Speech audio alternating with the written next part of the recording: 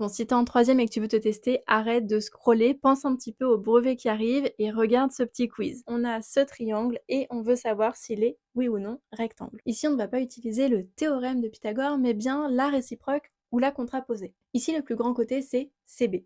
Ça veut dire que si mon triangle est rectangle, alors c'est CB qui serait l'hypoténuse. Il n'y aurait pas le choix, parce que l'hypoténuse, c'est le plus grand côté de notre triangle.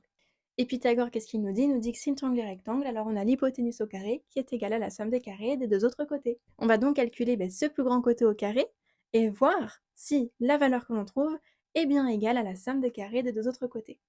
Et c'est ceci qui nous permettra de savoir si oui ou non notre triangle est rectangle. Allez, c'est parti. Ok, donc CB au carré, c'est 17 au carré qui nous donne 289.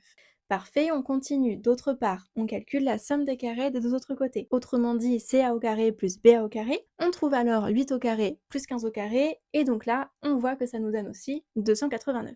Parfait, on sait que dans le triangle ABC, j'ai l'égalité de Pythagore. CB au carré qui est égal à CA au carré plus BA au carré. Je peux donc utiliser la réciproque du théorème de Pythagore et conclure que le triangle ABC est rectangle et est rectangle en A, vu que l'hypoténuse est CB. Attention ici pour la rédaction. Chaque ligne compte. Il suffit que vous oubliez une de ces lignes et vous perdez forcément un ou plusieurs points. Donc surtout, faites très attention à la manière dont vous rédigez. Il faut savoir quand même qu'au brevet, les questions sont sur 5 points en moyenne, les questions de démonstration. Donc les points sont vraiment bien dispatchés selon les lignes qu'ils veulent absolument voir apparaître. Et pour ceux qui ont pas mal de difficultés, n'hésitez pas à aller sur mon compte sur Révise. J'ai fait beaucoup de capsules, que ce soit pour Thalès, pour Pythagore, pour le calcul littéral, pour les fonctions. J'espère que ça pourra vraiment vous aider à réussir votre brevet.